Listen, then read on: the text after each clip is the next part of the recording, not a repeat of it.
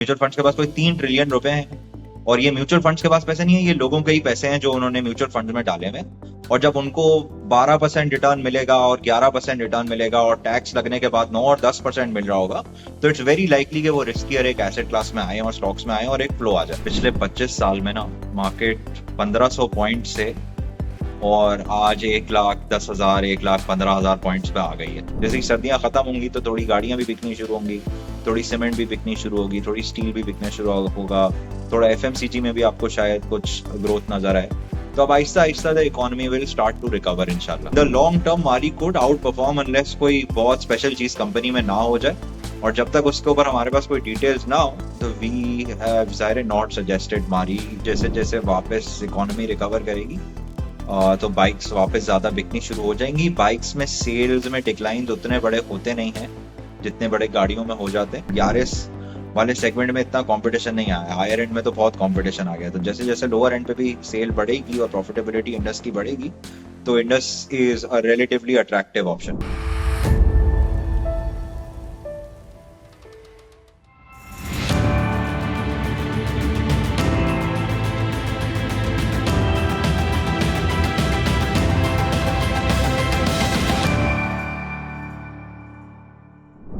अस्सलाम वालेकुम यूसुफ भाई, क्या हाल है? वालेकुम अस्सलाम खिजर भाई, अल्लाह का शुक्र। आप कैसे हैं? एक्सीलेंट। यूसुफ भाई, अभी आपने चेस सिक्योरिटी के थ्रू एक स्ट्रेटजी रिपोर्ट रिलीज की थी। सो हमने सोचा कि उसको डिस्कस कर लेते हैं, उस स्ट्रेटजी रिपोर्ट को। और मैं तो सब जो ब्रोकर्स हैं, रिसर्च हाउसेज हैं, उनको दावत देता हूं कि जो भी रिपोर्ट रिलीज करें, feel free to come and we can discuss on this platform. आपके साथ मैंने पीएसएक्स का स्टॉक भी डिस्कस किया था, आपने उसकी एक रिपोर्ट रिलीज की थी, हमने इसी प्लेटफॉर्म पे आके डिस्कस किया था। और माशाल्लाह वो स्टॉक मेरे ख्याल है कुछ 60% अबव तक की रैली दे चुका है डिस्कशन के बाद, और उसके अलावा डिविडेंड भी मिला है लोगों को। So everyone is welcome to discuss their views about stock market. Yusuf भाई, सबसे पहले लिटिल बिट मार्केट की बात कर लेते हैं, क्योंकि मुख्तलिफ तरह की एक ओपिनियन है। कुछ लोग तो बहुत ही बुलिश हैं। आपने भी बहुत पहले ट्वीट किया था कि welcome to mother of all bull trends. So फिर कुछ लोग स्केप्टिकल भी होते हैं, क्योंकि पॉलिटिकल जो सिचुएशन है उसका कोई पता नहीं किस तरफ में जाएं। तो आप हमें बताएं कि पिछले 6 महीने में मार्केट में क्या हो रहा है, पिछले 25 साल में मार्केट में क्या हुआ है, और अगले 6 महीने, साल, 25 साल में क्या होने जा रहा है। सो आप पाकिस्तान स्टॉक मार्केट को किस तरह देखते हैं?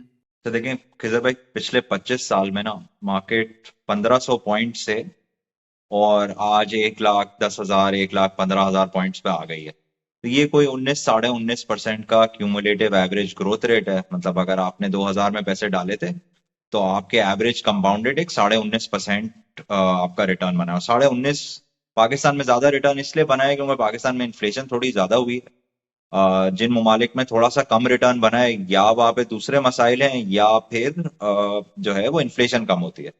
तो उस इन्फ्लेशन ज्यादा होने की वजह से रिटर्न ज्यादा है।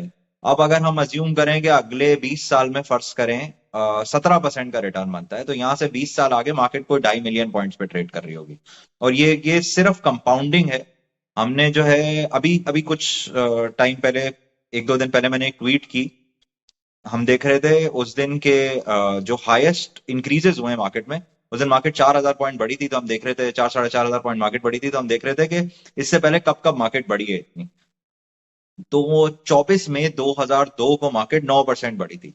तो जिस दिन मार्केट रिजर्व भाई 9% बढ़ी थी, तो वो 135 पॉइंट्स का इंक्रीज था, और मार्केट जो है वो 1600 पॉइंट्स बंद हुई थी। तो उस दिन मार्केट 1600 पॉइंट्स बंद हुई थी। आज का एक दिन का जो मार्केट का इंक्रीज था वो 4,500 पॉइंट्स था। तो ये कंपाउंडिंग की पावर है कि 10, 20, 30 साल में आपके अगर 19-20% पे या 17% पे पैसे कंपाउंड होते हैं तो कितने ज्यादा हो जाते हैं वो over a long period of time. अच्छा देखें, अब है उस पूरे के अंदर पिछले 6 महीने। देखें पिछले 6 महीने में बहुत लॉजिकल एक्सप्लेनेशन है ऑफ स्टॉक मार्केट में क्या हुआ है। जून में जब आप किसी गवर्नमेंट सिक्योरिटी में या डिपॉजिट करवाने के लिए जाते थे पैसे किसी सेफ इंस्ट्रूमेंट में, तो आपको 21% मिलते थे। आज आपको 12% या 12% से कम मिलते हैं। स्टॉक मार्केट ने सिर्फ इस चीज पे रिएक्ट किया है। तो जो मल्टीपल्स नीचे थे स्टॉक मार्केट के और मार्केट सस्ती थी, तो अब आज जो है वो मार्केट री रेट होके ऊपर आ गई है। अच्छा, जो आप बात कर रहे थे कि लोग स्केप्टिकल हैं और कुछ लोग बहुत बुलिश हैं, देखें उस पे मेरा ओपिनियन ये है कि it's very difficult to forecast short term market movements. और ये एक लॉन्ग टर्म इंस्ट्रूमेंट है जिसमें हर महीने कुछ पैसे थोड़े थोड़े थोड़े थोड़े depending on your risk appetite आप इन्वेस्ट करते रहो and your long term outcome is going to be very good. अच्छा, पिछले 6 महीने में इंटरेस्ट रेट्स नीचे आने की वजह से मार्केट बहुत स्पीड से बढ़ गई। उससे पहले मार्केट बहुत लंबे अरसे तक फ्लैट रही या ऊपर नीचे होती रही, और उसकी वजह यह थी कि इंटरेस्ट रेट्स पाकिस्तान में ऊपर जा रहे थे। ये पहली दफा नहीं है पाकिस्तान में कि इंटरेस्ट रेट जो है वो स्पीड से नीचे जाने से मार्केट बढ़ी हो। आप 1998 से 2002 तक देखेंगे, स्ट्रैटेजी रिपोर्ट में भी हमने कुछ चार्ट्स डाले हैं, तो आप 1998 से 2002 तक देखेंगे तो उस वक्त भी यही हुआ था, इंटरेस्ट रेट्स नीचे आए थे, मार्केट ऊपर चली गई थी। फिर आप 2011 से लेके 2017 तक देखेंगे तो उसमें भी आप ये देखेंगे कि इंटरेस्ट रेट्स नीचे आ रहे थे, मार्केट ऊपर जा रही थी। फिर आप 2020-2021 कोविड में, जब कोविड के फौरन बाद जब रेट्स गिराए थे, तो उसमें भी आप यही देखेंगे कि इंटरेस्ट रेट्स नीचे आए हैं और मार्केट बढ़ी, और अभी भी आप दोबारा यही देख रहे हैं। अब यहां से आगे जाते हुए हम लोगों को लगता है कि अब शायद इंटरेस्ट रेट्स की वजह से मार्केट इतनी स्पीड से ऊपर नहीं जाएगी, क्योंकि अब इंटरेस्ट रेट्स डिक्लाइन जो है वो थोड़े स्लो होने चाहिए।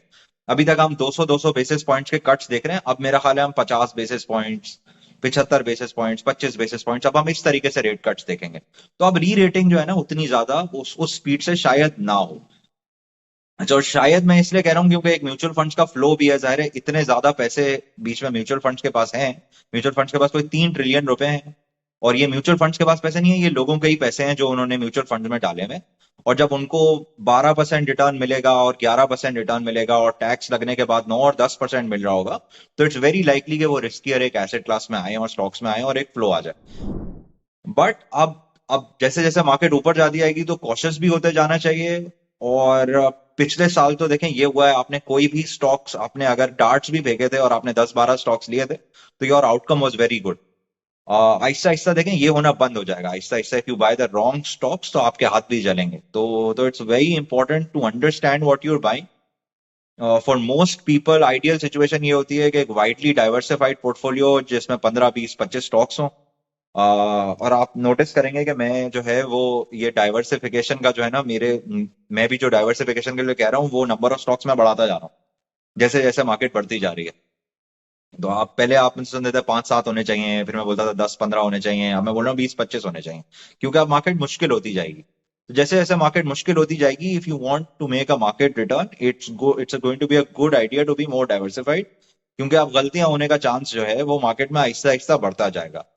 और अब गलतियां करने से, और अब पैसे जाएंगे भी अब गलतियां करने से, जब आप गलती करोगे और आप गलत स्टॉक ले लोगे और वो नहीं होगा जो आप सोच रहे थे, तो you will also lose money now. ये अभी तक नहीं हुआ है, पिछले 6-8 महीने में, साल में ये चीज नहीं हुई है। आप एक डाइवर्सिफाइड पोर्टफोलियो लेके बैठे होते थे और आपके पैसे बन जाते थे। और अभी ये जो हुआ है दिस इज नॉट नॉर्मल, और ये बहुत स्पीड से हुआ है।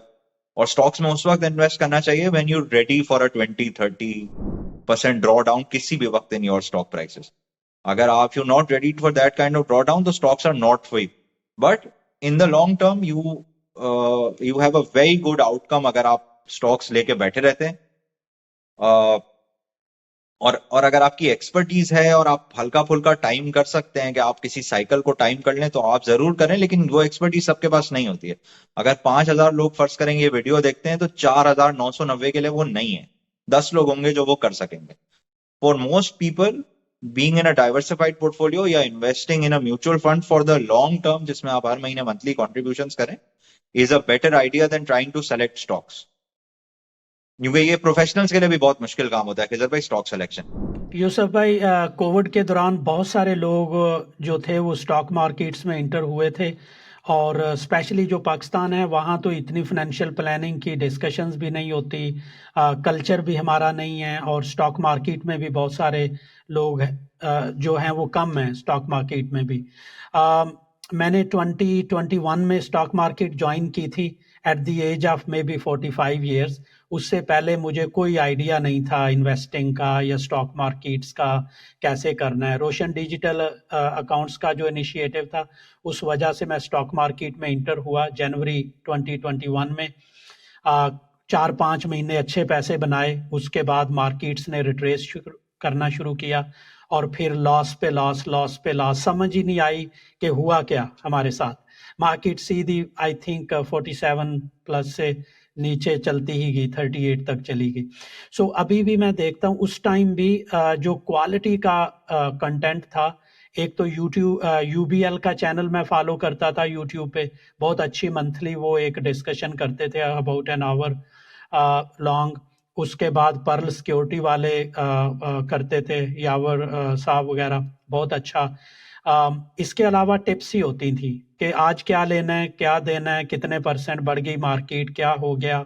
सो वो एक लो क्वालिटी का कंटेंट बहुत होता था। अभी भी अगर मैं देखता हूँ तो मार्केट में बहुत सारे नए यूट्यूब चैनल्स हैं, बहुत सारी टिप्स दे रहे होते हैं, डेली कमेंट्री चल रही होती है। और आपने भी काफ़ी दफ़ा पोस्ट किया है कि कितने नए अकाउंट्स खुल रहे हैं, 10-10 हज़ार नए अकाउंट्स पाकिस्तान स्टॉक मार्केट में मंथली खुल रहे हैं।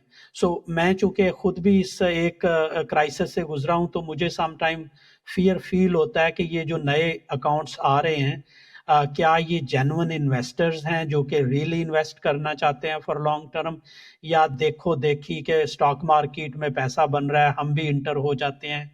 They are chasing the money, they are chasing the trend. So आपको इस ओवरऑल सिचुएशन में क्या लगता है, क्या हो रहा है? और आप भी बहुत सालों से इस मार्केट में हैं, तो आपकी एडवाइस क्या होगी जो नए अकाउंट्स ओपन हो रहे हैं, जो नए न्यूबीज इंटर हो रहे हैं उनके लिए? अच्छा खिजर भाई, देखें, मैंने तो स्टार्ट किया था इन्वेस्ट करना इन 2010। तो मेरा यूनिवर्सिटी का थर्ड सेमेस्टर चल रहा था और मेरे पास कुछ ट्यूशंस पढ़ा के पैसे जमा हो गए थे, तो मैंने उस पे इन्वेस्टिंग स्टार्ट की थी। And my first 2 years as an investor were not great. मतलब मैंने कुछ पैसे बनाए और फिर वो पैसे मेरे उड़ गए। और समझ लें मैंने जितने पैसे डाले थे 2 साल बाद भी उतने ही पैसे थे, तो I didn't make a lot of money in the first 2 years. उसके बाद मैंने फॉर्चून सिक्योरिटीज ज्वाइन किया, थोड़ा काम सीखा, एंड देन किस्मत से I got a 5 year rally in the stock market. तो 2012 से लेके 2017 तक एक बहुत बड़ी रैली मिल गई, जिसमें समझ ही ना आए ना कि क्या हो, आप जो लो वो डबल हो जाए, जो लो वो डबल हो जाए, विच इज काइंड ऑफ जो अभी पिछले 6 महीने में हुआ है। बट आप जब 10 12 15 साल लगा लेते हो किसी काम में, तो फिर आप रियलाइज करते हो कि काम बहुत सीखने की जरूरत है। और शुरू में जो मैं कर रहा था, मुझे कुछ भी नहीं आता था, और आप शायद ये भी समझ में आता है कि शायद अभी भी कुछ नहीं आता। तो इट्स अ लर्निंग जर्नी, जो कॉन्स्टेंटली आप चीजें सीखते रहोगे। And a big shout out to everyone who is making content online and मेहनत कर रहे हैं। आप भी बहुत मेहनत कर रहे हैं, ये लईक भाई सरमाया वाले भी बहुत मेहनत कर रहे हैं। आप दूसरे फुरकान पिजानी का एक चैनल है, that's also very good and very informative. तो बहुत सारे लोग बहुत अच्छा कंटेंट भी बना रहे हैं। अभी मशल खान ने एक चैनल स्टार्ट किया है, that's also reasonably good content. फिर जो है वो एक स्टॉकिफाई करके चैनल है, जो ट्रेडिंग के लिए बता रहे हैं लोगों के ट्रेडिंग किस तरीके से की जाए। और इस तरीके से बहुत सारे छोटे छोटे छोटे चैनल्स हैं। अभी मंसूर अली खान ने एक इंटरव्यू किया स्टॉक्स पे, दैट गॉट 77,000 व्यूज। तो मुझे तो सिर्फ ये हो रहा है कि स्टॉक मार्केट में काफी ज्यादा इंटरेस्ट आ रहा है, and it's a good thing. देखें, इसमें से कुछ लोग फिल्टर हो जाएंगे मोस्ट लाइकली। जो लोग फॉर द लॉन्ग टर्म समझ के करेंगे वो रहेंगे 10 साल के बाद। This is a 10 20 30 year process, जिसमें शुरू में 2 5 साल आप काम सीखोगे, फिर आप आहिस्ता आहिस्ता कंट्रीब्यूट करोगे, और आप जो है फिर सक्सेसफुल होगे बहुत मेहनत के बाद। तो मेरा ख्याल है, देखें, अच्छा हो रहा है। चाहे कंटेंट अच्छी क्वालिटी का हो या बुरी क्वालिटी का हो, content is going to help bring people into the sphere of investing. और फिर वो आहिस्ता आहिस्ता अपनी गलतियों से सीखते जाएंगे, बस हार नहीं माननी है। और देखें, ये मार्केट ना लॉन्ग टर्म 17 18 19% रिटर्न बना के देती है। अब आपको इसको सीखते जाना है कि आप, ज्यादातर लोगों के लिए तो देखें बेहतर यही होगा कि वो 17 18% बनाने की कोशिश करें, किसी म्यूचुअल फंड में पैसे डालें, या अगर खुद अपना पोर्टफोलियो मैनेज करना चाहते हैं तो एक डाइवर्सिफाइड पोर्टफोलियो बनाएं 20 25 30 स्टॉक्स का। और उनका जो है वो इवेंचुअली वो 17 18% लॉन्ग टर्म रिटर्न बन जाएगा। तो या म्यूचुअल फंड में कर लें या अपना पोर्टफोलियो बना लें। और फिर कुछ लोग होंगे मेरे आपके जैसे जो मार्केट को बीट करने की कोशिश करेंगे और स्पेसिफिक स्टॉक्स निकालने की कोशिश करेंगे, और उस तरीके से जो है वो अपना पोर्टफोलियो को जो है वो चलाने की कोशिश करेंगे। तो देखें, बहुत अच्छा है कि लोग आ रहे हैं, लोग वीडियोस बना रहे हैं। मेरा ख्याल है किसी को भी रोकना या डिस्करेज नहीं करना चाहिए, सब लोग बहुत अच्छा काम कर रहे हैं। और इससे होगा ये कि नंबर ऑफ इन्वेस्टर्स बढ़ेंगे। अच्छा, आप इंडिया की बात कर रहे थे, यही चीज मेक्सिको में भी हुई है। 2019 में मेक्सिको में 2,80,000 स्टॉक मार्केट अकाउंट थे, आज 6 मिलियन है। इंडिया में 19 मिलियन स्टॉक मार्केट अकाउंट थे, आज 175 मिलियन है। इंडिया में 17.5 करोड़ लोग इस वक्त स्टॉक्स में इन्वेस्ट कर रहे हैं। जो कि सारे इंडियन मार्केट के लिए भी बहुत अच्छा है। इंडिया में जनवरी से लेकर अक्टूबर तक को 242 आईपीओ हो चुके थे, जिसका मतलब यह है कि ये जो इन्फ्लो इंडिया में रिटेल इन्वेस्टर्स का स्टॉक्स में आ रहा है, इससे एक्चुअल कंपनीज को पैसे मिल रहे हैं।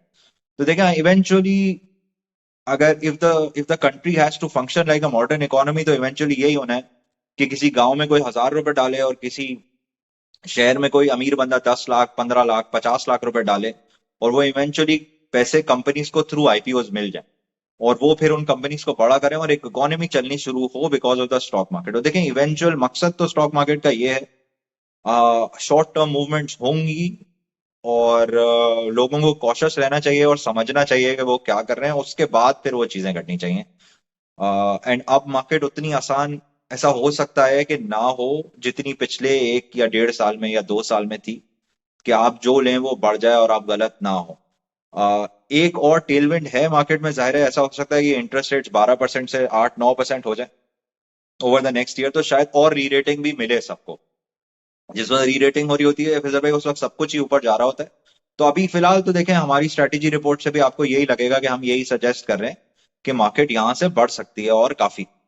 बट बीच में जाहिर है, बीच में किसी भी वक्त कोई करेक्शन हो सकती है। ये इतनी sharp rallies are not normal, और अभी हम देख भी रहे हैं मार्केट एक छोटे से करेक्टिव फेज के अंदर है, और कुछ टाइम ये चल सकता है और फिर ये सही हो सकता है। कुछ पॉलिटिक्स भी देखनी होगी क्या होता है, बट जनरली पाकिस्तान का करंट अकाउंट देखें सही लगता है, इन्फ्लेशन होती ही नहीं लगती, इकोनॉमी के हालात सही रखते हैं, अब चीजें स्टेबल हो गई हैं, जिसकी वजह से स्टॉक मार्केट भी बढ़ गई है। यूसुफ भाई, अभी जो पिछली पॉडकास्ट थी वो मुस्तफ़ा भाई के साथ की थी, वहाँ हमने डिटेल से मैक्रो इकोनॉमिक्स पाकिस्तान के डिस्कस किए थे। सो आपकी प्रेजेंस का फ़ायदा उठाते हुए अगर आपसे मैं पूछूं कि आपका व्यू क्या है about Pakistan economy, inflation, politics और इंटरेस्ट रेट्स, जैसा कि आपने थोड़ा सा मेंशन किया। देखें, अभी फिलहाल तो पाकिस्तान में हर साइकिल की तरह लग रहा है कि जब तक आईएमएफ प्रोग्राम रहेगा उस वक्त गवर्नमेंट अपने खर्चे कंट्रोल करेगी। जब गवर्नमेंट अपने खर्चे कंट्रोल करती है और थोड़े से टैक्सेस बढ़ाती है, तो पाकिस्तान का फिस्कल डेफिसिट कंट्रोल में रहने से करंट अकाउंट भी कंट्रोल में रहता है। इस वक्त पाकिस्तान को 500-700 मिलियन के करंट अकाउंट सरप्लसेस कर रहा है महीने के। जब तक पाकिस्तान का करंट अकाउंट कंट्रोल में रहता है, उस वक्त तक पाकिस्तान की करेंसी जो है वो स्टेबल रहती है। तो अगर करेंसी स्टेबल रहती है तो इन्फ्लेशन कम रहती है।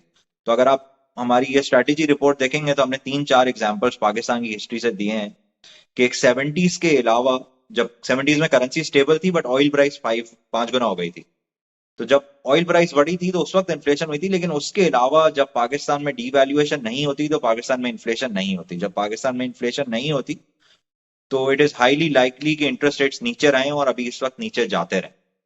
आ, तो पाकिस्तान की इकोनॉमी अब सही होने की तरफ जा रही है। अब आहिस्ता आहिस्ता हमें लगता है कि from the first quarter of 2025 शायद कुछ डिमांड ग्रोथ भी आपको चीजों में आहिस्ता आहिस्ता, जैसे जैसे हम फरवरी मार्च की तरफ जाएं तो आपको डिमांड ग्रोथ भी थोड़ी थोड़ी नजर आने शुरू हो। जैसे कि सर्दियां खत्म होंगी तो थोड़ी गाड़ियां भी बिकनी शुरू होंगी, थोड़ी सीमेंट भी बिकनी शुरू होगी, थोड़ी स्टील भी बिकना शुरू होगा, थोड़ा एफएमसीजी में भी आपको शायद कुछ ग्रोथ नजर आए। तो अब आहिस्ता आहिस्ता the economy will start to recover इंशाल्लाह। जाहिर है, इन्वेस्टिंग तो सिर्फ ये है कि आप अपने एसेट्स को कैसे एलोकेट करें कि आप फ्यूचर से फायदा उठा सकें। That is all investing is about, कि आप अपने एसेट्स को इस तरह एलोकेट कर लें कि आप फ्यूचर का फायदा उठा सकें। तो जाहिर है उस हिसाब से आप सबको अपने पोर्टफोलियोज को जो है वो एडजस्ट करना होगा। म्यूचुअल फंड्स वो ऑलरेडी करना स्टार्ट कर चुके हैं, और अब जो है वो थोड़ा सा सब लोग ब्लू चिप्स पे परेशान भी हो रहे हैं वैल्यूएशंस पे, क्योंकि चीजें बढ़ गई हैं, और अब आहिस्ता आहिस्ता उन कंपनीज की तरफ आते जाएंगे जहां उनको ग्रोथ होती हुई लग रही है।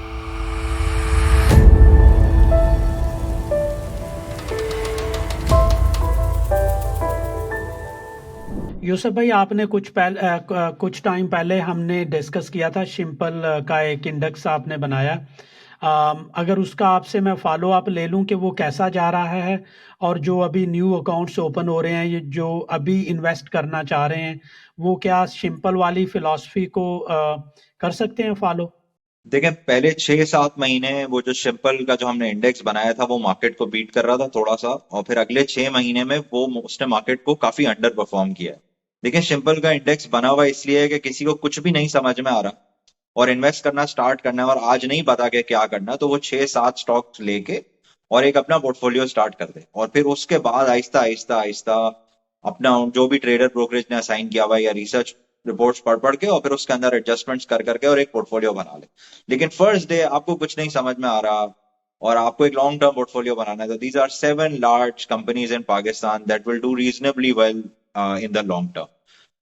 This is not an ideal portfolio. This is not recommended for everyone. But if you want to start, this is a good starting point. इसलिए बना दिया था। प्लस फिर वो कैची एक फ्रेज भी है, हम लोग जाहिर है सब चाहते हैं कि एक स्टॉक मार्केट में इन्वेस्ट आए, इंटरेस्ट आए, और सब लोग जो है वो इन्वेस्ट करना शुरू करें छोटी छोटी amounts Aahista Aahista for the long term, ताकि कंपनीज को भी पैसे मिलें और लोगों के अपने फाइनेंशियल फ्यूचर्स भी जो है वो आहिस्ता आहिस्ता सिक्योर होते जाएं।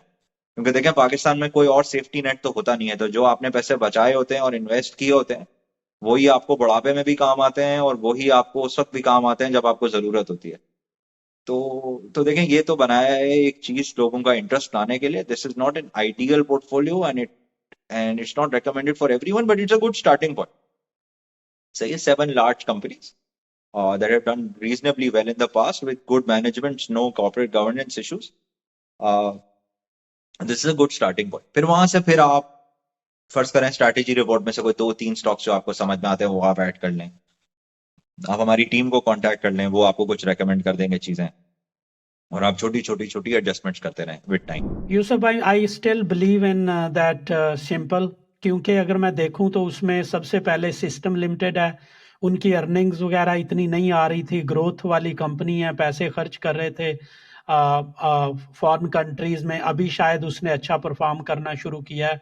सो still that's a good company. हबको उसको ये जो एनर्जी वगैरह के आईपीपी के अंदर एक हिट पड़ी है उसकी वजह से उसने बहुत अच्छी परफॉर्मेंस देते देते एक क्रैश दे दिया था। फिर इसी तरह इंटरलूप को देखें और उनकी भी टैक्सेशन की वजह से जाते जाते वो भी नीचे आ गई थी। मिज़ान देखें तो अभी जो इस्लामिक बैंक को थोड़ा सा एक हिट लगी है हल्की फुल्की सी टैक्सेशन की वजह से, वो भी है नीचे। पोल जो है वो डिविडेंड वगैरह दे के नीचे आता है, इसका एक कल्चर है, हैबिट है। सो अभी वो भी ठीक हो रहा है। लकी ने बहुत अच्छा परफॉर्म किया है। I always followed lucky since 2021। Efert ने बड़ा अच्छा परफॉर्म किया है। सो मैं तो अभी भी सोचूंगा कि अगर मैं आज इन्वेस्ट करने जा रहा हूँ, so I will not go and buy the stocks which are making new highs every day, because I am always cautious. ठीक है, बहुत सारे लोग कहते हैं कि जो ऊपर होता है वो ऊपर ही चलता जाता है, नीचे वाले नीचे की तरफ ही चलते जाते हैं, तो उसमें भी वजन है। But still looking at these great companies of Pakistan, मुझे लगता है कि इस तरह के माहौल में इस तरह की कंपनी में अगर आप इन्वेस्ट कर लेते हैं, सो जैसे ही अदर साइड की जो कंपनी अभी रैलीज दे रही हैं वो जब स्विच होंगी, पैसा स्विच होगा, तो ये फिर उनकी जगह ले लेंगी। आप इससे मुतफिक हैं इस व्यू से? किजर भाई जैसे मैंने कहा, देखें this is a good starting portfolio. सबको अपनी रिस्क एपेटाइट और अपने हालात देख के और फिर पोर्टफोलियोज बनाने चाहिए। और ये सारी सातों अच्छी कंपनीज हैं जिसकी वजह से इनको इस इंडेक्स में डाला था, ताकि अगर किसी को स्टार्ट करना है और बहुत ज्यादा फिक्र नहीं करनी है तो वो फिर ये इंडेक्स ले सकता है। कभी it's going to outperform the market, कभी it's going to underperform the market, but these are good 6-7 good companies. जो आपने चीजें कही वो सब सही हैं, मैं एग्री करता हूँ आपसे। अभी मैं आपकी जो स्ट्रेटजी रिपोर्ट है उस पे आता हूँ। सबसे पहले मैं एक क्वेश्चन पूछता हूँ, चूंकि वो सिंपल से भी रिलेटेड है। एक दोस्त कह रहे थे कि I am surprise chase security ने मारी को मेंशन नहीं किया, तो मुझे याद आ गया कि मैंने पहले अली भाई से डिस्कस किया था कि मारी की बजाय आपने पोल क्यों नहीं सिलेक्ट किया, तो उन्होंने बड़ी डिटेल से बताया था। वो पिछले वाली एक अली भाई के साथ वीडियो है, वो देख लें। लेकिन आपका क्या व्यू है इस पे, व्हाई नॉट मारी? देखें मारी जो है ना वो वैल्यूएशंस पे थोड़ा सा स्ट्रेच्ड लगता है। और हम लोग का ज्यादातर, एटलीस्ट मेरा स्टाइल इस तरह का होता है कि अगर कोई चीज सस्ती है दूसरे एसेट से तो वो जनरली हमारी रिकमेंडेशन होती है। तो अगर आप ओजीडीसी और पीपीएल से कोई पी रेशो पे, प्राइस टू बुक पे किसी भी तरीके से कंपेयर करेंगे मारी को, तो वो आपको थोड़ा सा एक्सपेंसिव लगेगा। बट हाँ, मारी की management has performed significantly better than OG and PPL, but OG PPL right now look significantly cheaper than Mari, and Mari looked stretched. तो इन द लॉन्ग टर्म मारी कोड आउट परफॉर्म अनलेस कोई बहुत special चीज company में ना हो जाए। और जब तक उसके ऊपर हमारे पास कोई डिटेल्स ना हो, तो वी हैव ज़ाहिर not suggested Mari as a good stock for the portfolios. हमें ज्यादा जो है ना वो ओजीडीसी और पीपीएल पीपीएल ज्यादा समझ में आता है। और देखें दूसरा ना, इन्वेस्टिंग में बहुत कॉन्ट्रेरियन होना भी जरूरी होता है। अगर सबको एक चीज अच्छी लगती है तो जरूरी नहीं है कि आपको वो करनी चाहिए। और क्योंकि स्टॉक बढ़ रहा है is no reason to buy a stock. और आपको बहुत दफा कॉन्ट्रेरियन चीजें करनी पड़ती हैं to outperform the market. And हमें इस वक्त एट दिस पॉइंट वो ऊपर नीचे भले होता रहे। एंड अच्छा, दूसरा ये भी देखें खैजर भाई, बहुत जरूरी है, हर चीज में पैसे बनाना जरूरी नहीं। पैसे उसमें बनाने चाहिए जो समझ में आता है, और ये टेस्ट मैच है। और जो बॉल अच्छी लगेगी ना उसी पे शॉट मारना है, और जो बॉल अच्छी नहीं लगेगी उसके ऊपर जो है वो उस बॉल को छोड़ देना है। ये एक ऐसा टेस्ट मैच है जिसमें पीछे विकेट भी नहीं है। सही है, तो आप बॉल छोड़ेंगे तो आप आउट नहीं होंगे। तो अगर आपको बॉल नहीं समझ में आ रही तो आप छोड़ दें। अगर आपको बहुत क्लियर कोई चीज समझ में आ रही है कि भाई this is very cheap and this is a very good opportunity, तो फिर you should go in and do it.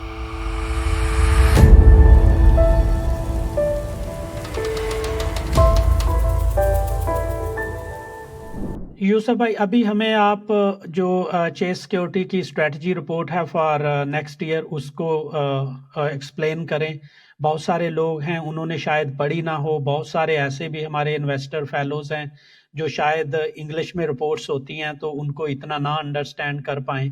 सो आप इस पूरी रिपोर्ट को हमें समझाएं, क्या है ये रिपोर्ट। देखें, इस पूरी रिपोर्ट के अंदर हमने एक चीज ये करने की कोशिश की है, ये समझाने की कोशिश की है कि देखें मार्केट ना वैल्यूएशंस के हिसाब से इस वक्त हम पूरी साइकिल में किधर। तो इस वक्त ना हम बहुत टॉप पे हैं और ना हम बहुत बॉटम पे हैं, हम कहीं बीच में। तो मार्केट में ऊपर जाने का रूम है क्योंकि इंटरेस्ट रेट्स नीचे आ रहे हैं। फिर हमने कुछ आर्ग्यूमेंट्स दिए हैं और इंटरेस्ट रेट्स क्यों आगे जाते हुए नीचे आ सकते हैं। उसमें एक जो इंपॉर्टेंट आर्ग्यूमेंट है वो ये है कि पाकिस्तान का करंट अकाउंट सही है, और करंट अकाउंट सही होने की वजह से करेंसी स्टेबल रहेगी और इन्फ्लेशन कम होगी। तो अगर इन्फ्लेशन कम होगी तो इंटरेस्ट रेट्स भी मोस्ट लाइकली नीचे आ सकते हैं। तो अगर इंटरेस्ट रेट्स और नीचे आते हैं तो मार्केट का पी रेशो और ऊपर जा सकता है। तो ये प्राइस अर्निंग्स रेशो, कि अगर 1 रुपया कंपनी कमाती है तो वो कितने की मिलती है। तो वो जो है 10, 20, 30% से अभी अभी काफी जगह है। अभी काफी जगह है मार्केट में पी बढ़ने की। फिर जाहिर है फिर अर्निंग्स भी बढ़ जाएंगी सिक्लिकल सेक्टर्स वगैरह की, कुछ की जो हमने मेंशन की हैं कुछ कंपनीज, हमें लगता है उसकी अर्निंग्स बढ़ जाएंगी। अच्छा, फिर हमने एक जनरल सेक्टर्स के ऊपर कमेंट्री की है कि हमें क्या क्या अच्छा लगता है, जिसमें हमें फ्लैट स्टील अच्छा लगता है, हमें सीमेंट अच्छा लगता है, हमें ग्लास अच्छा लगता है, अ, हमें ऑटो पार्ट्स अच्छा लगता है। और फिर उसके बाद फिर हमने कुछ अल्फा पिक्स दिए। जाहिर है ये वही पिक्स हैं जो हम पिछले 4-6 महीने से जो है जिनके ऊपर बात कर रहे हैं। हम पॉडकास्ट में भी बात कर रहे हैं, हम क्लाइंट से भी बात कर रहे हैं, हमने कुछ रिपोर्ट्स भी लिखी हैं, जिसमें पहला स्टॉक जो हमने जिससे स्टार्ट किया है वो पीएसएक्स है।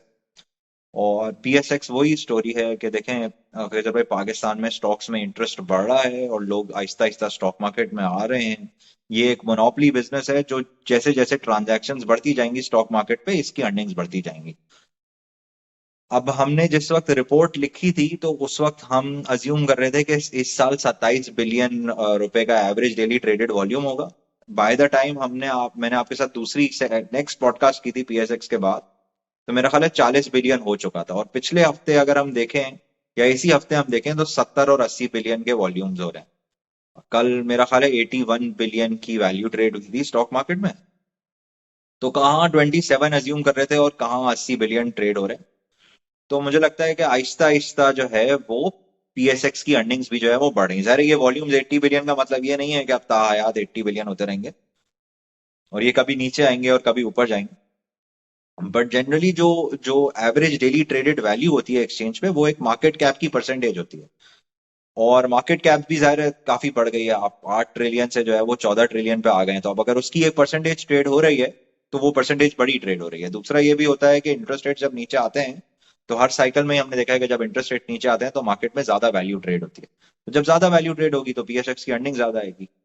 स्टोरी ये नहीं है, लेकिन ये तो है शॉर्ट टर्म स्टोरी। देखें पीएसएक्स में एक लॉन्ग टर्म स्टोरी है, वो ये है कि पाकिस्तान में we don't have a functioning stock market. मतलब आज अगर किसी को पैसे रेस करने हो तो उसको बहुत आसानी से स्टॉक मार्केट से नहीं मिलेंगे, and that can eventually change. We could see what's going on in India, we could see what's going on in Saudi Arabia, we can see what's going on in Mexico, और यहाँ भी eventually शायद किसी वक्त ये हो जाए कि भाई बहुत ज्यादा इन्वेस्टर इंटरेस्ट आ जाए, इन्वेस्टर इंटरेस्ट से आईपीओ हो सके और फिर नई और कंपनीज आती जाएं और मार्केट का साइज बड़ा होता जाए।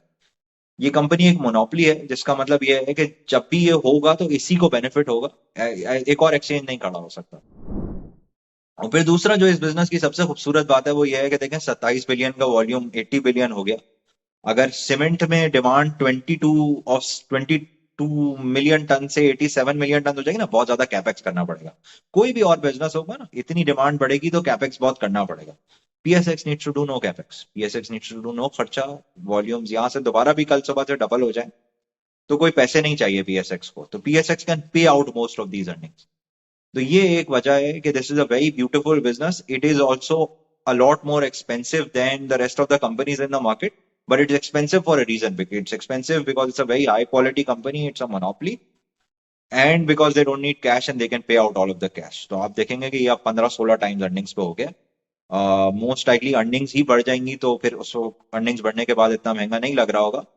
बट आप देखेंगे कि आपको कोलगेट भी 19-20 टाइम्स अर्निंग से मिल रहा है, आपको नेस्ले भी 19-20 टाइम्स से मिल रहा है, पीएसएक्स आपको 15 टाइम्स से मिल रहा है। तो जितनी बहुत अच्छी क्वालिटी की कंपनीज होती हैं जिनका रनवे बहुत लंबा होता है, उनमें आप मोस्टली नोटिस करेंगे कि पी रेशियो ज्यादा होते हैं। तो पीएसएक्स में भी जो है वो यही हो सकता है। हमने जिस वक्त रिपोर्ट लिखी थी उसके बाद से तो the stocks up quite a bit, but we feel it should still make space in somebody's long term portfolio. Position sizing हम लोग बार बार बोलते हैं कि पोजीशन साइजिंग को कंट्रोल में रखें। 5-10% से ऊपर अगर आप रिटेल इन्वेस्टर हैं और आप बहुत ज्यादा नहीं समझते हैं चीजों को, तो 5% से ऊपर या 10% से ऊपर अपनी किसी भी पोजीशन को ना लेके जाएं। तो देखें, एक तो हमने उसके अंदर पीएसएक्स पे बात की, फिर एक कंपनी पे हमने बात की लोड्स लिमिटेड। लोड्स हमने आपकी पिछली पॉडकास्ट में भी डिस्कस किया था। लोड्स एग्जॉस्ट सिस्टम्स बनाता है, रेडिएटर्स बनाता है गाड़ियों के। तो हमें लगता है कि जिस वक्त जो है वो गाड़ियों की डिमांड वापस पिकअप करेगी, which could be in the first quarter of 2025, तो आहिस्ता आहिस्ता इस कंपनी की भी अर्निंग्स आनी शुरू हो जाएंगी और सेल्स आनी शुरू हो जाएंगी। फिर इसकी मैनेजमेंट ने जो है वो अभी लास्ट एनालिस्ट ब्रीफिंग में कहा है कि इनका जो एलॉय व्हील्स का प्लांट है वो ये सेल करने की कोशिश करें, तो जब वो प्लांट बेच देते हैं तो उसके बाद कंपनी के लिक्विडिटी इश्यूज भी रिजॉल्व हो जाएंगे। जब लिक्विडिटी इश्यूज रिजॉल्व होंगे तो सेल बढ़ाना काफी आसान होगा। तो मैनेजमेंट ने खुद जो एस्टिमेट दिए हैं कि 7 बिलियन की सेल हो जाएगी, मार्जिन कांस्टेंट रहेंगे। तो मैनेजमेंट के एस्टिमेट्स को देखते हुए ही लगता है कि this company can do well over the next 1 to 3 years depending on the economy. This is going to be cyclical, अगर गाड़ियां नहीं बिकेंगी तो load is not going to do well, but हमें लगता है कि आप आहिस्ता आहिस्ता the economy will recover and गाड़ियां बिकनी शुरू हो जाएंगी। दूसरा जाहिर है इसके अंदर एक बहुत ज्यादा ख्याल ये भी रखना है कि आपका पूरा पोर्टफोलियो जो है वो सिक्लिकल और डिमांड की तरफ टिल्ट ना हुआ हो, ताकि खुदा ना खास्ता अगर हालात खराब हो गए तो आपका पूरा पोर्टफोलियो उस तरीके से टिल्ट, पूरा पोर्टफोलियो एक ही तरह की चीजों में ना हो। अच्छा, फिर हमने एक कोलगेट रेकमेंड किया है। कोलगेट सबको पता है कि कोलगेट ने पिछले 4-5 साल में क्या किया है। आई वुड सजेस्ट कि सब लोग कोलगेट के पिछले 5 साल की परफॉर्मेंस देखें और सबको नजर आएगा कि there have been major jumps in earnings. Stock slightly expensive than जो हमारी आदत होती है नॉर्मली 5-6-7-8 टाइम अर्निंग्स पर खरीदने के लिए, but it's a very high quality company that pays out most of its earnings, and its return on equity is also very high. So this is a company that can grow really large over the long term. बहुत लंबा runway है इसके। जो products हैं उनकी demand Aahista Aahista Aahista Aahista बहुत बढ़ सकती है पाकिस्तान में। अच्छा, फिर हमने एक कंपनी सजेस्ट की है, Ghani chemical industries limited. Ghani chemical industries limited में इंडस्ट्री में मेजर 2 प्लेयर हैं, पाक ऑक्सीकेम और गनी केमिकल्स। ये इंडस्ट्रियल गैसेस बनाते हैं और और कुछ फूड ग्रेड चीजें की भी गैसेस बनाते हैं। इस कंपनी में एक एक्सपेंशन ऑनलाइन आई है दिसंबर में, और 1 जनवरी में कैल्शियम कार्बाइड का प्लांट आना है जो स्पिन ऑफ होना है। तो हर हर शेयर पे आपको 5 रुपए के तकरीबन गनी कैम वर्ल्ड के शेयर्स मिल जाएंगे।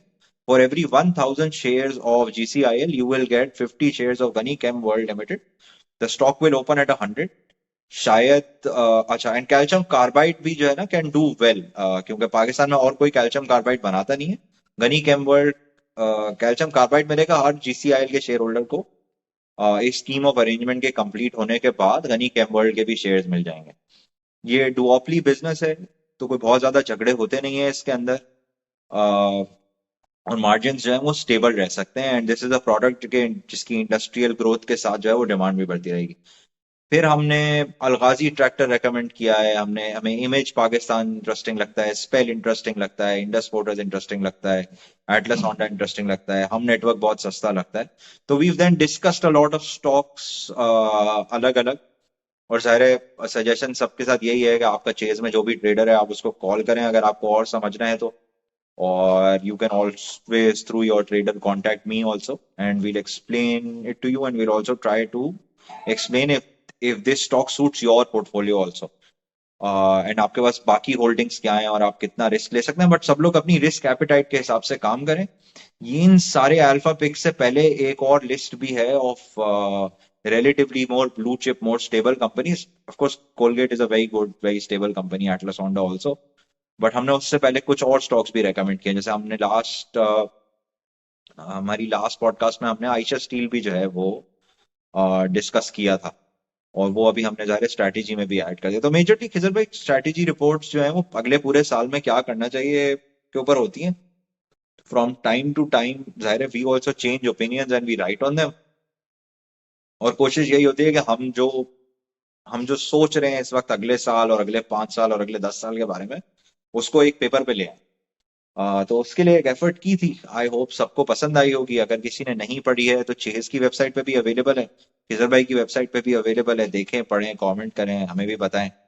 कोई सवाल हो तो खिजर भाई को भी भेज सकते हैं, कोई सवाल हो तो मुझे भी ट्विटर पे भेज सकते हैं या मुझे ईमेल भी कर सकते हैं। जी बिल्कुल, मैंने इसको अपलोड किया हुआ है capitalmarketsforall.com की वेबसाइट पे। अम, यूसुफ भाई आपने अलगाजी चूज किया है वर्सेस मिल्लत, सो थोड़ा सा इसका कंपैरिजन बता दें कि व्हाई दिस इज बेटर। सस्ता ऑन अ पी रेशो। अच्छा देखें, जिस वक्त हमने अलगाजी देखना शुरू किया था, मेरा ख्याल है पहली दफा आपके पास भी जब इस वक्त डिस्कस किया था, अभी मुझे एग्जैक्ट मिला कि मार्केट कैप याद नहीं है, बट उस वक्त कुछ इस तरह का हुआ था कि अलगाजी की मार्केट कैप थी 20 अरब रुपए और मिल्लत की मार्केट कैप थी 80 अरब रुपए। और सेम बिजनेस में डुओपली टाइप स्ट्रक्चर है, और अलगाजी कह रहा था हम कंपनी को रिवैम्प कर रहे हैं और 85 हॉर्स पावर का ट्रैक्टर लॉन्च कर रहे हैं। तो I just feel like both are similar businesses, बस अलगाजी जस्ट सीम्स चीपर, तो वो सस्ता लगता है। तो मैंने कहा भाई यहाँ वैल्यू ज्यादा है, मिलट्स has perform really well for its shareholders, and मिलट्स not a bad idea, but अरे if I would want to pick one तो आई वुड पिक अलगाजी। यूसुफ भाई आपको लगता है पाकिस्तान में जो स्मोकर्स हैं वो बढ़ते जा रहे हैं? आपने पाकिस्तान टोबैको कंपनी को भी किया हुआ है। देखिए, पाकिस्तान टोबैको कंपनी इस वक्त सस्ती है। मुझे जो इसके अंदर सबसे बड़ा रिस्क लगता है वो ये है कि लोग वेप करने पे आहिस्ता आहिस्ता आ जाएंगे। It's cheap, but this is मतलब समझ रहे ना, ये कंपनी का रिटर्न ऑन इक्विटी 100% है। मतलब सीमेंट वाले अगर 15-20% बनाते हैं और गनी केमिकल अपने अगर कैपिटल पे 25-30% बना लेगा फर्ज करें, तो Pakistan tobacco makes 100% on it's equity. सारा रॉ मटेरियल सप्लायर से उधार पे लेते हैं और आगे कैश पे बेचते हैं। तो पाकिस्तान टोबैको अपने कोई पैसे नहीं लगा रहा होता अपने बिजनेस के अंदर। तो it's a very brilliant business. दूसरा ये हो रहा है कि देखें टैक्सेस पे काफी क्रैकडाउन हो रहे हैं, और टैक्सेशन पे क्रैकडाउन में ये हो सकता है कि इलिसिट सिगरेट पे क्रैकडाउन हो जाए। तो उस सूरत में जो है Pakistan tobacco turns into a very good idea, कि अगर इलिसिट सिगरेट पे बहुत ज्यादा क्रैकडाउन होता है और लोगों को फॉर्मल सेक्टर की सिगरेट यूज करनी पड़ती है, तो Pakistan tobacco can do it. दूसरे एंड पे जाहिर है लॉन्ग टर्म एक रिस्क है कि लोग वेप करने पे आ जाए और लोग सिगरेट पीना बंद कर दें और या कम कर दें। तो ये रिस्क जरूर मौजूद है इसके अंदर।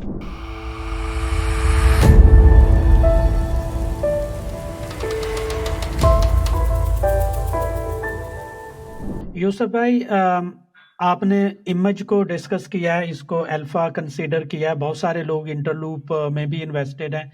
आपके ख्याल में इंटरलूप में भी इन्वेस्टेड रहना चाहिए और इमेज में भी एक्सपोजर ले लेना चाहिए, या कि इंटरलूप अभी कुछ देर लैकलस्टर रहेगा? देखें, these are two very different stories. Image is more of a retail and local demand play, and final product play. सही है कि लोग बाहर से इमेज से कपड़े ऑर्डर करें और वहां पे एक इंटरनेशनल सेल्स में ग्रोथ आ जाए, और दूसरे एंड पे जो है वो लोकल स्टोर से जो इमेज सेल्स करता है, तो image is more of a retail and product play. Interloop OEM business है कि इंटरलूप जो है वो बी टू बी बहुत सारे कस्टमर्स पकड़ रहा था। These are very two different very different businesses. Image is also very small company, Interloop is also very large company. तो आइडियल यही है कि आपके पास दोनों हो, जिसमें Interloop could should be a larger position, this is a small cap, so this should be a smaller position, but diversified रहे। हम सबको जो रेकमेंड कर रहे हैं ना वो ये है कि अनलेस आपको बहुत क्लियर समझ है और आपको बहुत कन्विक्शन है और आपने खुद कंपनी समझी है, और आप मेरे ऊपर और किजर भाई के ऊपर रिलाई नहीं कर रहे या किसी और के ऊपर रिलाई नहीं कर रहे, अगर आपको खुद समझ में आता है तो फिर आप concentrated position low. You can not make money of borrowed knowledge. बस बस ये सजेशन है कि सब लोग खुद काम भी करें ना फिर इन चीजों के ऊपर। यूसुफ भाई, आपने ऑटो में इंडस मोटर को सिलेक्ट किया हुआ है और बाइक्स में एटलस होंडा है। सो अगर हम एटलस होंडा को देखें तो क्या इसकी सेल कांस्टेंट नहीं रही जब थोड़े से चैलेंजिंग इकोनॉमिक सिचुएशन थी और बाइक्स वगैरह बिक रहे थे उस टाइम, या कम बिक रहे थे और अभी जैसे ही थोड़ी सी सिचुएशन बेटर होगी तो बाइक्स वगैरह ज़्यादा बिकेंगे इनके? जी जी बिल्कुल, यही हमारी एक्सपेक्टेशन है कि जैसे जैसे वापस इकोनॉमी रिकवर करेगी तो बाइक्स वापस ज्यादा बिकनी शुरू हो जाएंगी। बाइक्स में सेल्स में डिक्लाइंस उतने बड़े होते नहीं हैं जितने बड़े गाड़ियों में हो जाते हैं। तो बाइक सेल्स रिलेटिवली फिर भी गिरी, बट स्टेबल रही फिर भी, मतलब बहुत ज्यादा नहीं गिरी, मतलब ऑटो वाला हाल नहीं हो गया कि वन थर्ड हो गई। तो बाइक्स की सेल्स भी ऑफ कोर्स कैन रिकवर, और हमें लगता है कि this is also very good very high quality company. भाई इसके अंदर जो रिस्क है वो अदर इनकम का है। इस कंपनी की एक अदर इनकम है जो इनको इनके कैश के ऊपर मिलती है, उनके पास हर वक्त कैश रखा होता है, दैट इनकम इंटरेस्ट रेट्स नीचे आने के साथ can fall, but this is a very good long term play. Yusuf भाई, आपने इंडस मोटर को मेंशन किया तो अभी ग्लोबली मैं न्यूज़ पढ़ रहा था कि होंडा और निसान जो हैं वो मर्जर की डिस्कशंस कर रहे हैं। आपने उसको फॉलो किया है, उस न्यूज़ को? उसका कोई इम्पैक्ट हो सकता है पाकिस्तान में होंडा पे, एच कार पे? देखिए सब सब जो है देखें, तैयारी कर रही है दुनिया एक चाइनीज थ्रेट जो ऑटो सेक्टर में आई है उससे डील करने के लिए। इंडस मोटर्स देखें, पाकिस्तान में बेट ये है कि इंडस मोटर्स ऑलरेडी पैसे कमा रहे हैं and it's trading at 9.8 10 times earnings. तो जैसे ही गाड़ियों की सेल वापस आएगी तो इंडस भी उसमें से कुछ शेयर लेगा, और लोअर एंड गाड़ियों में उतना कंपटीशन नहीं आया है जितना हायर एंड गाड़ियों में आया है। मतलब यारिस वाले सेगमेंट में इतना कंपटीशन नहीं आया, हायर एंड में तो बहुत कंपटीशन आ गया। तो जैसे जैसे लोअर एंड पे भी सेल बढ़ेगी और प्रॉफिटेबिलिटी इंडस की बढ़ेगी, तो Indus is a relatively attractive option. Yusuf भाई, दैट्स एन एक्सीलेंट रिपोर्ट। अभी मैं ऑडियंस को कहूँगा कि आजकल तो एआई का टाइम है। आप सिंपली इस पीडीएफ को चैट जीपीटी में अपलोड करें और कहें कि मुझे इसको समराइज कर दें। आप चैट जीपीटी को ये भी इंस्ट्रक्शन दे सकते हैं कि मुझे इसको उर्दू में समराइज कर दो, तो आपको उर्दू में समराइज करके ये रिपोर्ट दे देगी chat GPT. So also it will be uploaded on capital markets for all dot com और चेस सिक्योरिटी की वेबसाइट पे भी अवेलेबल होगी। यूसुफ भाई, बहुत बहुत शुक्रिया, आपने टाइम दिया। भाई थैंक यू एज ऑलवेज।